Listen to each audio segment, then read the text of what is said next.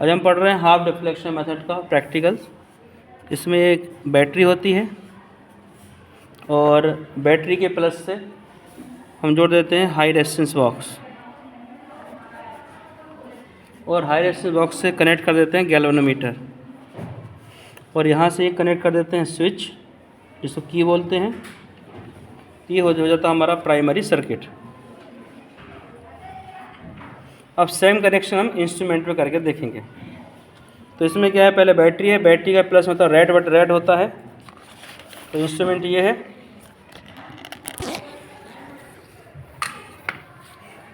ये बैटरी का प्लस, ये हो गया रेड वाला वायर। ये किससे कनेक्ट होगा? हाई रेजिस्टेंस बॉक्स से। तो हाई रेजिस्टेंस बॉक्स, इसको हाई क्यों बोलते हैं? क्योंकि इसमें कम से कम 10,000 ओम तक के रेजिस्टेंस होते हैं।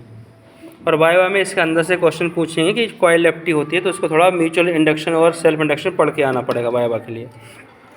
तो इस बैटरी का पॉजिटिव इससे कनेक्ट कर दिया एक एंड से, इसमें कोई प्लस माइनस नहीं होता है। और जो दूसरा एंड होता है हाई रेजिस्टेंस बॉक्स का, वो जाएगा गैल्वेनोमीटर के प्लस में। ये गैल्वेनोमीटर के यहाँ पे प्लस में कनेक्ट कर दिया।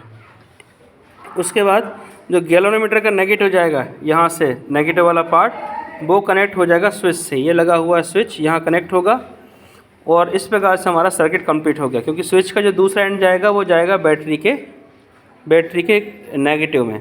हम फिर से देख लेते एक बार।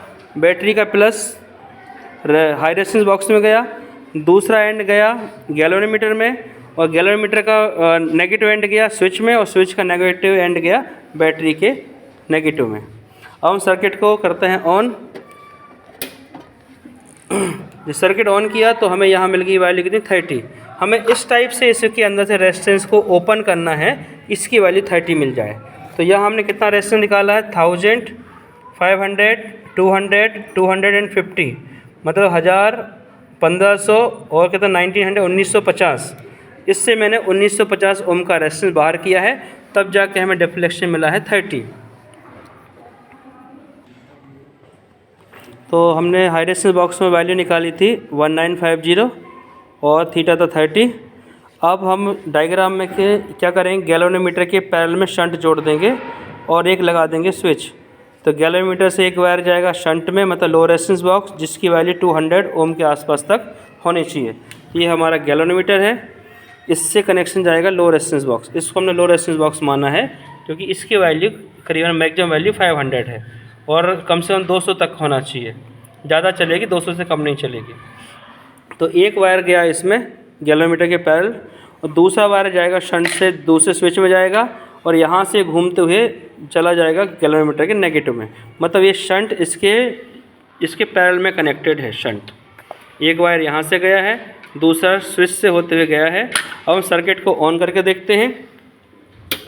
ये सर्किट ऑन हुआ और यहाँ डिफ्लेक्शन मिल गया हमें गैल्वेनोमीटर में 30। ये हो गया थीटा। तो 1950 थीटा इज़ 30। अब हमें शंट में ऐसी वैल्यू निकालनी है कि 30 का हाफ हो जाए, क्योंकि फार्मूले में क्या है, θ/2 लिखा हुआ है। θ/2 थीटा का हाफ करना है। तो शंट से वैल्यू निकालते हैं। तो मैं निकाल रहा हूँ 20। तो यहाँ आपका होना चाहिए और ये स्विच को पहले हमें कनेक्ट करना पड़ेगा। ये स्विच किया कनेक्ट, तो ये वैल्यू आ गई आपकी 15 पे।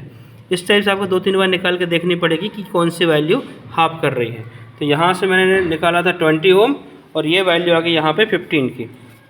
तो शंट निकाला मैंने यहाँ से 20 और ये थीटा हो गया था 15। अब इस फार्मूले से कर लेंगे कैलकुलेट। RS अपान में R-S।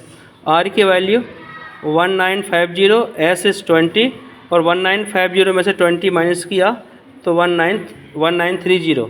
ये 20 वैल्यू शंट की काफ़ी कम वैल्यू होती है, तो इसको हम चाहें तो इग्नोर भी कर सकते हैं। जैसे RS, S काफ़ी कम है तो उसको 0 मान लिया, बचा R से R कैंसिल। तो जो गैल्वेनोमीटर का रेजिस्टेंस आएगा वो इक्वल तो नहीं, थोड़ा बहुत मिलता जुलता शंट के बराबर ही आएगा।